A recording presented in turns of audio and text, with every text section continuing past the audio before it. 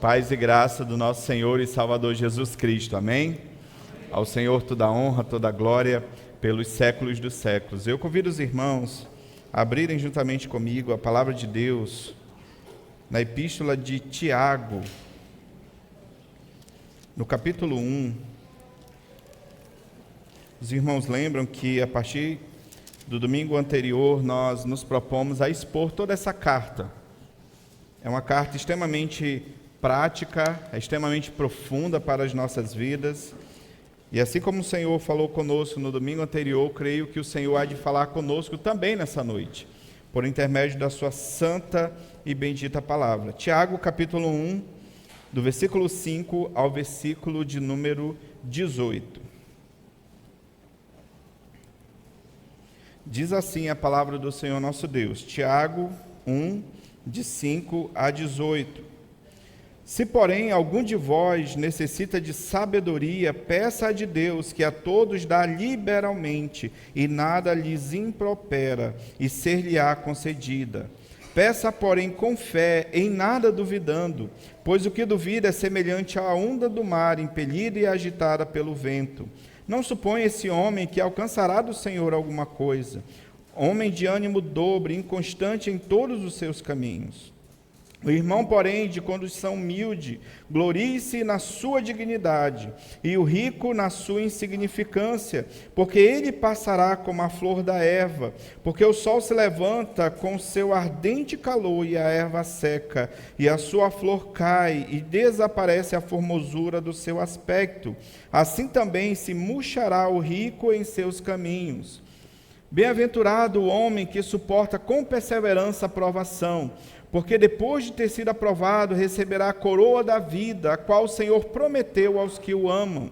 Ninguém ao ser tentado diga, sou tentado por Deus, porque Deus não pode ser tentado pelo mal, e Ele mesmo a ninguém tenta. Ao contrário, cada um é tentado pela sua própria cobiça, quando esta o atrai e seduz. Então a cobiça, depois de haver concebido, dá luz o pecado, e o pecado, uma vez consumado, gera a morte. Não vos enganeis, meus amados irmãos, toda boa dádiva e todo dom perfeito são lá do alto, descendo do Pai das luzes, em quem não pode existir variação ou sombra de mudança. Pois, segundo o seu querer, Ele nos gerou pela palavra da verdade, para que fôssemos como que primícias das suas criaturas. Até aqui, irmãos, vamos orar mais uma vez, pedir que a nossa irmã Ivaneuda faça uma oração, pedir ao Senhor que fale conosco nessa noite, por intermédio da sua santa e bendita palavra. Vamos orar?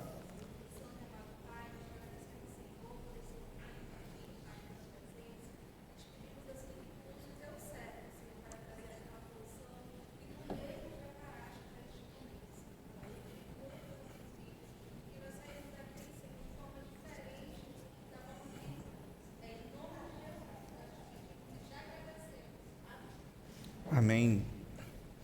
Irmãos, como nós já falamos na semana passada, a vida do servo de Deus, ela é marcada por provações.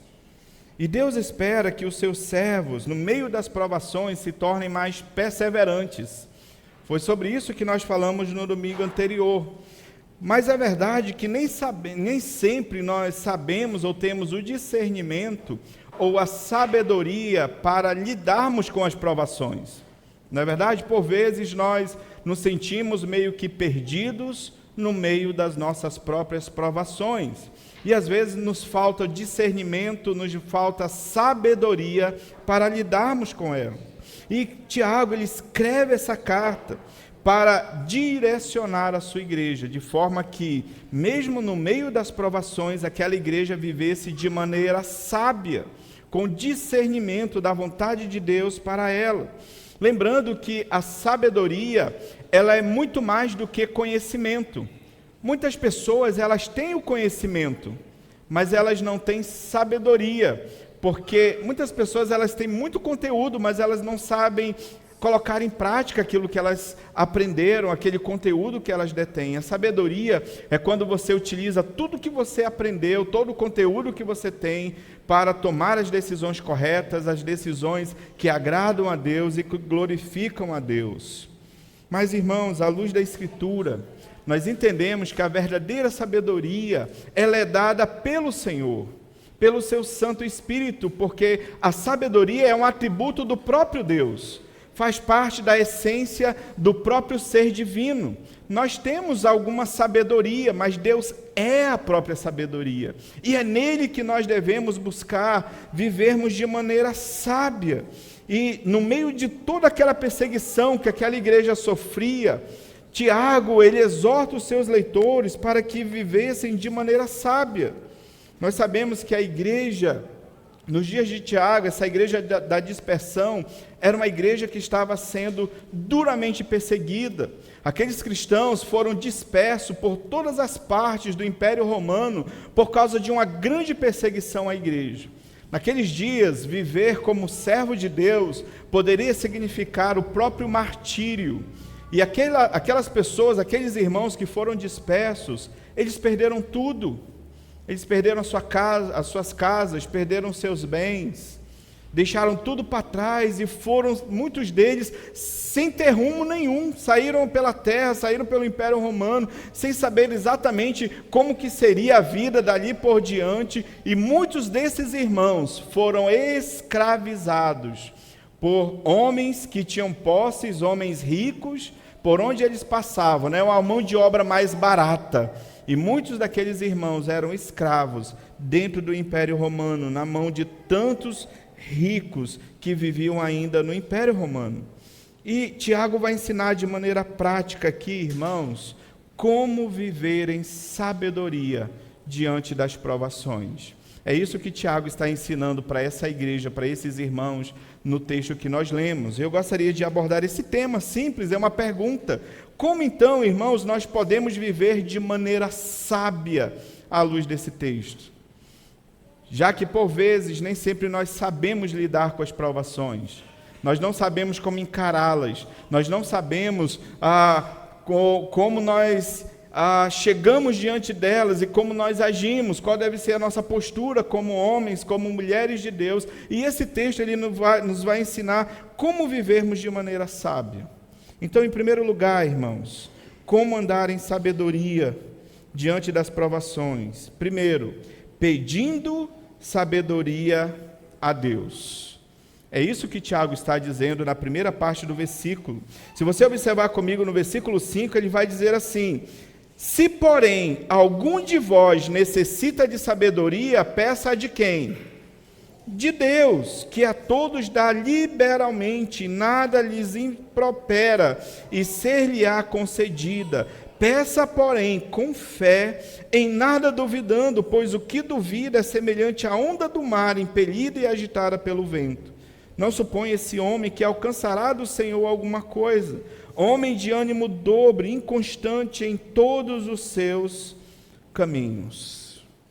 É bem possível que muitos daqueles irmãos estivessem perdidos, sem saber o que fazer, sem saber como seria o futuro deles.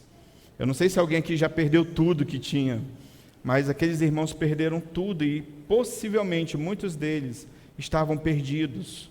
Eles precisavam de um direcionamento, eles precisavam de sabedoria para continuar firme nos caminhos do Senhor. E a primeira coisa que Tiago diz assim: vocês precisam pedir a quem pode verdadeiramente dar sabedoria. Quem era esse? Deus.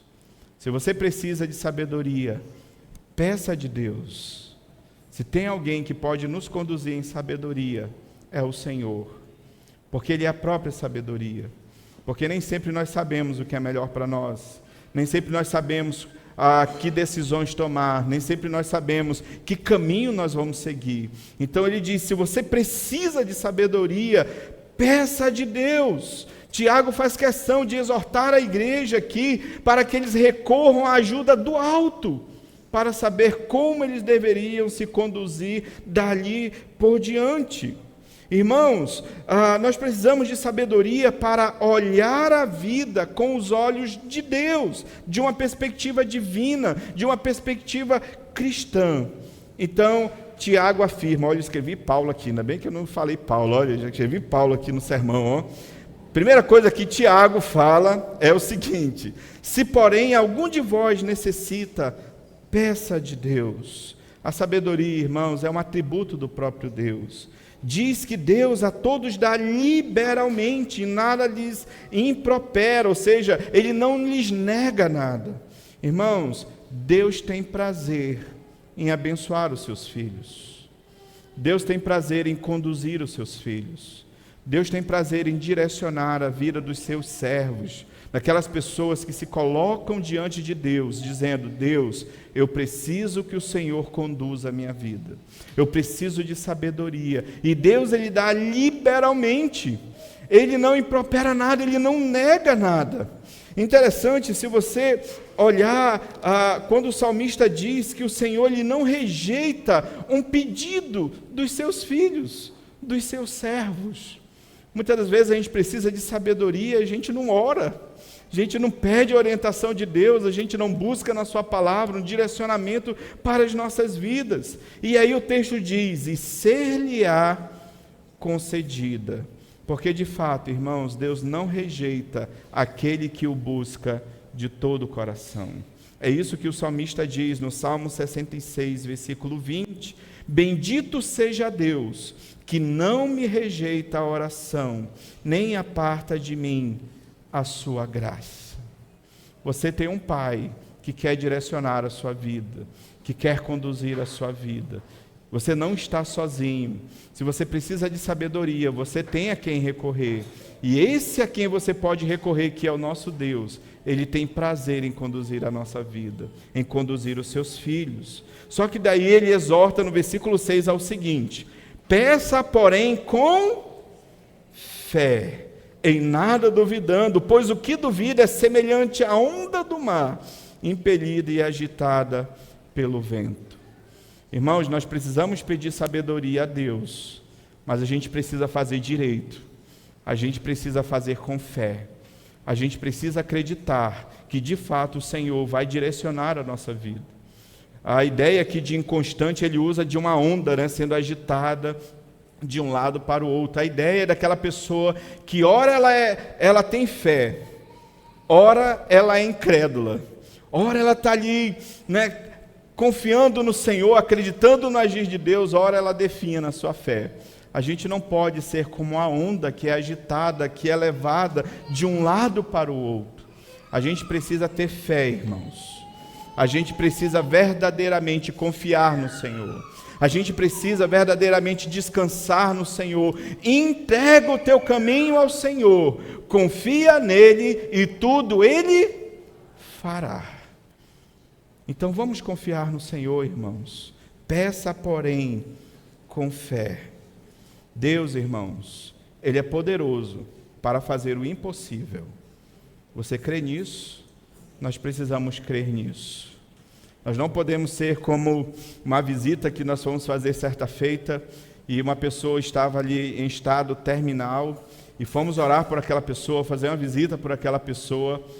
E a gente, ali adolescentes ainda, a gente não tinha muito jeito, né, de como visitar, de como abordar as pessoas, principalmente alguém numa situação como aquela. Mas nós fomos, pela fé, confiando no Senhor, que o Senhor nos daria as palavras certas. Fomos lá, escolhemos alguns textos mais fáceis, e aí nós mandamos o irmão, pedimos para ele orar pela pessoa, né, que estava enferma, e ele orou mais ou menos assim: Senhor, vai preparando a família, Senhor. Senhor, começa a confortar logo os corações a partir de agora. Eu disse: a pessoa vai morrer assim que ele acabar de orar, né? Sabe, às vezes a gente não se dá conta do quão incrédulos nós somos.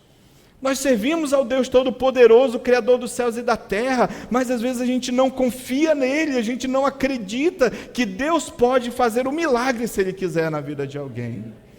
Nós deveríamos orar: Senhor, nós cremos que o Senhor pode fazer um milagre aqui hoje, mas que seja feita a Tua vontade, Senhor. Essa é uma oração correta de quem confia no Senhor. Se você está precisando de sabedoria nessa noite, peça com fé ao Senhor e ser-lhe-á concedida, como Tiago diz aqui. Se você está precisando de sabedoria, rogue ao Senhor, ore, leia a palavra de Deus e certamente Deus vai direcionar você. Em segundo lugar, irmãos, como viver em sabedoria diante das provações? Alegrando-se com as riquezas espirituais. Observe o que ele diz a partir do versículo 9. O irmão, porém, de condição humilde, glorie-se na sua dignidade, e o rico na sua insignificância, porque ele, está falando do rico, passará como a flor da erva. É interessante, quando ele olha para a igreja, ele diz que o irmão de condição humilde, ou seja, aqueles irmãos que eram extremamente pobres, porque foram expulsos das suas casas, porque foram dispersos por toda parte, eles deveriam viver de maneira digna e se alegrar e se gloriar na sua dignidade. Irmãos, a gente precisa entender uma coisa aqui. Tiago, ele não está dizendo que há algum problema em você ser rico, certo? Porque de repente você olha para um texto como esse e vai falar, está vendo? Os ricos vão tudo para o inferno, né? Os ricos são ímpios, né? Ele não está falando disso, não há problema nenhum você ser rico, não há problema nenhum você ser pobre, não é isso que ele está dizendo aqui. O grande problema daqueles ricos, a quem Tiago está se referindo aqui? Aqueles ricos que estavam se aproveitando daqueles irmãos empobrecidos e que estavam na miséria para escravizá-los. Estavam aproveitando aquela mão de obra de pessoas que às vezes não tinham nem o que comer, nem o que vestir, e eles estavam se aproveitando de maneira cruel, como verdadeiros senhores de escravos. E é sobre isso, eles poderiam ajudar aquelas pessoas, não poderiam? Eles poderiam dar um emprego digno, eles poderiam dar um trabalho onde eles pudessem sustentar as suas famílias com dignidade. Ao invés disso, eles estavam escravizando e até maltratando muitos daqueles irmãos. E ele diz assim, o irmão, porém, de condição humilde, versículo 9, glorie-se na sua dignidade, e o rico na sua insignificância. Irmãos, a dignidade daqueles irmãos que eram pobres não era as suas riquezas materiais, mas eram ser cidadãos do reino de Deus. A grande riqueza e dignidade que aqueles irmãos carregavam era serem homens e mulheres de Deus. Era a maior riqueza que eles carregavam. Ele diz, aqueles irmãos, gloriem-se na sua condição humilde. Eles entenderam que eles estavam ali como passageiros, peregrinos nessa terra. E ele diz, olha, vocês estão passando por momentos terríveis, mas vivam de maneira digna, porque vocês são cidadãos dos santos, cidadãos dos céus. Irmãos, essa é a maior riqueza que nós carregamos. É fazermos parte do povo de Deus, é sermos feitos herança juntamente com o nosso Senhor e Salvador Jesus Cristo, é saber que nós somos não deste mundo, mas nós pertencemos a uma pátria superior, que embora possamos não ter nada nessa vida ou nessa terra, mas nós somos ricos, porque nós vamos viver para sempre com Deus, para sempre com o Senhor. A salvação em Cristo Jesus sempre deve ser, irmãos, a nossa maior riqueza. A grande diferença daquele rico ímpio, cruel e do pobre é que a alegria daqueles ricos, ela foi passageira. Mas a alegria, irmãos, dos servos de Deus, ela tem valor eterno. Porque a nossa salvação, ela tem valor eterno. Ela não é apenas para esta vida. Ela não é apenas para alguns momentos, para 80, 90, 100 anos. É para a eternidade, irmãos. Versículo 11 diz, pois o rico é comparado a uma flor. Essa flor, quando vem o sol, ela seca, ela murcha e ela cai. O que ele está dizendo aqui? Tudo isso vai passar. Toda essa riqueza vai passar. Nós não vamos levar nada dessa vida. Mas nós devemos, irmãos, ser ricos da glória de Deus. Lembra da igreja de Esmirna? A igreja de Esmirna, lá em Apocalipse capítulo 2, diz que era uma igreja pobre. E Jesus, quando escreve aquela igreja, diz, conheço a tua pobreza, mas tu és rica. Olha que coisa maravilhosa. E ele diz, você é rica. E ele vai dizer àqueles irmãos, vocês não têm riqueza nessa terra, mas vocês receberão a coroa da vida. É o que ele diz àquela igreja. Em terceiro lugar, irmãos, como viver em sabedoria diante das provações, suportando a provação e olhando para o futuro. Suportando a provação e olhando para o futuro. Observe o que ele diz a partir do versículo 12. Bem-aventurado, feliz, contente, é o homem que suporta com perseverança a provação, porque depois de ter sido aprovado, receberá a coroa da vida, a qual o Senhor prometeu aos que o amam. E ele diz, Tiago diz àquela igreja, continuem, perseverem, não desanimem, não retrocedam, continuem servindo a Cristo, ainda que na miséria. Continue servindo a Cristo, porque tudo isso é passageiro. Sejam perseverantes, porque vocês podem não ter bens nessa vida, vocês podem não ter riqueza, e com certeza esses irmãos nunca tiveram mais as suas casas de volta, os seus bens de volta. Mas Tiago diz, mas tem uma coroa esperando por vocês, e essa coroa é chamada de coroa da vida. Sabemos que essas riquezas, irmãos, elas têm valor eterno.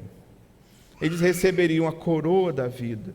2 Coríntios, capítulo 4, versículo 17, Paulo diz à igreja de Corinto assim, porque a nossa leve e momentânea tribulação produz para nós eterno peso de glória, acima de toda comparação, não atentando nós nas coisas que se veem, mas nas que se não veem, porque as que se veem são temporais, e as que não se veem são eternas.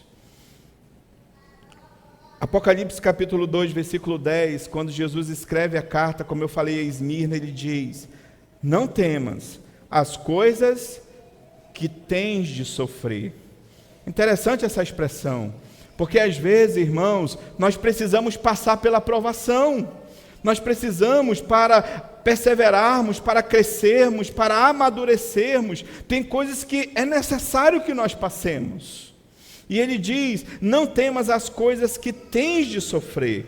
Eis que o diabo está para lançar em prisão alguns dentre vós, para ser dispostos à prova, e tereis tribulação de 10 dias. Então ele diz, Jesus diz às igrejas, e diz a esta igreja nessa noite, sê fiel até a morte, e dar-te-ei a coroa da vida. Louvado seja o nome do Senhor, irmãos. Mais do que aquela coroa de louros, né, que o atleta recebia nas Olimpíadas gregas antigas, né, nós não vamos receber, eu acho que essa coroa, mas a gente vai receber uma coroa muito melhor. A gente vai receber, irmãos, a coroa da vida. Ser fiel até a morte. Não é até o dia que você vai morrer, não. A ideia aqui é, ainda que você morra por causa do Evangelho, seja fiel. E lá no futuro, você vai receber a coroa da vida. Como Lutero afirma no hino 155. Qual é esse hino? Alguém sabe? Castelo Forte. Ele diz, se temos de perder família, bens, prazer, se tudo se acabar e a morte enfim chegar, com ele reinaremos. Castelo forte é o nosso Deus. Louvado seja o nome do Senhor, irmãos. Vale a pena ir até o final com Cristo, porque o nosso futuro é glorioso. Então, irmãos, vamos perseverar nos caminhos do Senhor. Não vamos retroceder, não vamos voltar atrás. Do mundo nós já viemos. Tudo que o Senhor tem para nós é bênção, porque Ele vai preservar a nossa vida até o final. Aquele que começou a boa obra em nós, Ele há de completá-la até aquele dia. Continuemos, irmãos, perseverando, ser fiel até a morte, e dar-te-ei a coroa da vida. E aí Tiago vai dizer sobre as tentações, o perigo das tentações, a partir do versículo 13. Porque de fato, irmãos, dentro do Império Romano, era assim, ó, você quer se livrar da perseguição? Basicamente, você tinha que queimar incenso ao imperador. Aquela época vivia o culto ao imperador de maneira intensa. Então você ia num local de adoração, haviam vários espalhados pelo Império Romano, você chegava lá e fala, não, queimei incenso, está tudo resolvido. Isso não é uma tentação? Sair daquela vida de miséria, poder sustentar os seus filhos, poder voltar para sua casa. E de fato, irmãos, por vezes vem tantas tentações sobre as nossas vidas, talvez de fazer as coisas erradas para nós crescermos, talvez fazemos as coisas erradas para você crescer naquela empresa, naquele trabalho. Nós não precisamos disso, irmãos. Nós não precisamos ceder às tentações para a gente viver melhor nessa terra, porque nós já temos Deus na nossa vida e isso nos basta. E nós devemos ter cuidado, irmãos, com tantas tentações que tentam nos separar e nos desviar do foco que é o Senhor Jesus Cristo. Tiago está dizendo, aguentem firme, não retrocedam, no final vocês ouvirão um sonoro, vinde benditos de meu Pai, entrai na posse do reino que vos está preparado desde a fundação do mundo. Você vai ouvir isso no último dia? Amém? Isso não é suficiente para nós? Permanecermos nos caminhos do Senhor, na presença do Senhor, dedicando as nossas vidas a Ele, independente das lutas e das tribulações. Em último lugar, irmãos, como viver em sabedoria diante das provações? Olhando para a bondade de Deus. Olhando para a bondade de Deus. Observe a partir do versículo 16, o autor diz, não vos enganeis, meus amados irmãos, toda boa dádiva e todo dom perfeito são lá do alto, descendo do Pai das luzes, em quem não pode existir variação ou sombra de mudança, pois segundo o seu querer, Ele nos gerou pela palavra da verdade, para que fôssemos como que primícias das suas criaturas. Toda boa dádiva, ou presente, ou demonstração de bondade, dom perfeito, são lá do alto. Irmãos, há uma grande demonstração de fé e de maturidade cristã. É quando você está no meio da provação, no meio do deserto, no meio de uma tempestade, e você olha para o lado e você fala assim, Deus é bom o tempo todo, como diz o filme. E o tempo todo, Deus é bom. No meio dos piores momentos da nossa vida, nós não podemos perder de vista, irmãos, que o nosso Deus é bom, que o nosso Deus é maravilhoso, que o nosso Deus cuida de nós. Essa é uma demonstração incontestável de uma vida de fé e maturidade cristã. Porque às vezes, irmãos, quando a gente está no olho do furacão, às vezes a gente até murmura do Senhor. Cadê o Senhor? O Senhor não está vendo, o Senhor não se importa. E por vezes a gente deixa de perceber a bondade de Deus que nos cerca em todos os momentos. Toda boa dádiva, todo dom perfeito são lá do alto, irmãos. Deus é bom para conosco. Ele nos deu a vida eterna. Os nossos nomes estão escritos no livro da vida. Deus está conosco em todos os momentos. Ele não nos livra das provações, mas Ele nos livra nas provações. Ele nos dá o pão de cada dia. Ele que nos dá, coloca um teto sobre as nossas cabeças, nos dá uma rede, uma cama confortável para nós dormirmos. Ele que nos livra, que nos concede a vida todos os dias. Ele, irmãos, que nos dá amigos, irmãos, que nos amam, que cuidam de nós, que se importam conosco.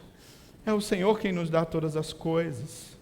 Por vezes a gente não consegue nem perceber, mas todos os dias as misericórdias de Deus se renovam sobre as nossas vidas. Não é isso que nos diz a palavra? Todo dia, cada manhã, as misericórdias do Senhor se renovam sobre as nossas vidas. E as misericórdias do Senhor são a causa de não sermos consumidos. Está difícil, não está, irmãos? Mas sabe por que você está de pé? Sabe por que você ainda não foi consumido? Porque Deus é bom. Porque Deus é misericordioso. Porque Deus é um Deus tremendo. Porque Deus é um Deus que nos ama. E está todos os momentos cuidando de cada um de nós. Nós precisamos, irmãos, para concluir, viver nessa perspectiva, para vivermos em sabedoria. Olhando para Cristo, nós sempre estaremos seguros. É isso que o autor de Hebreus diz. Despojando, deixando de lado o pecado que tenazmente nos assedia. Corramos com perseverança, é isso que Tiago está exortando aqui. Corramos com perseverança a carreira que nos está proposta, olhando firmemente para quem? Para as circunstâncias, para os homens, para este mundo, olhando firmemente para o autor e consumador da fé, Jesus Cristo, nosso Senhor. Como aplicação, irmãos, talvez você não esteja sabendo como lidar com as provações que você tem enfrentado na sua vida. E uma aplicação é: ore, dobre os seus joelhos na presença do Senhor. Faça como o Senhor Jesus nos ensinou, vá para o seu quarto, feche a porta, abra a palavra de Deus, ore ao Senhor. E eu tenho certeza que Deus vai direcionar a sua vida, que Deus vai falar com você, que Deus vai direcionar a sua vida. Seja uma pessoa feliz no Senhor. Louve ao Senhor. Está chorando, louve. Está sofrendo, louve. Não importa, louve, não é assim? Que diz a música. Fala, rapaz, o pastor sabe Cassiane. Sei, essa daí eu sei. Seja feliz, irmãos. Você tem Deus na sua vida. Você tem Jesus Cristo na sua vida. E quando Ele voltar, ou quando nós formos, estaremos sempre nas suas mãos. Aguente firme, não retroceda, não se afaste do Senhor, não se afaste dos caminhos do Senhor.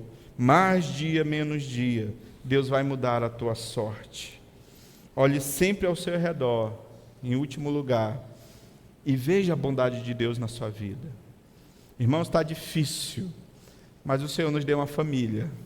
Por exemplo, Deus nos deu um esposo, uma esposa, filhos, Deus nos deu irmãos, e Deus tem cuidado de nós, ainda que nos momentos mais difíceis da nossa vida. Nunca nos esqueçamos, acima de qualquer coisa, o Senhor continua sendo bom. O tempo todo Deus é bom. Amém, queridos?